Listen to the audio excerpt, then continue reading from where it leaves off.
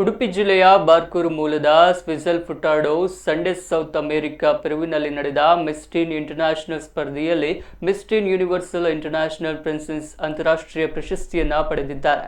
ಸ್ಪರ್ಧೆಯಲ್ಲಿ ಸ್ವಿಜಲ್ ಅವರು miss teen universal Asia ಮತ್ತು ಅತ್ಯುತ್ತಮ ರಾಷ್ಟ್ರೀಯ ಕಾಸ್ಟ್ಯೂಮ್ ಪ್ರಶಸ್ತಿಯನ್ನು ಮುಡಿಗೇರಿಸಿಕೊಂಡಿದ್ದಾರೆ.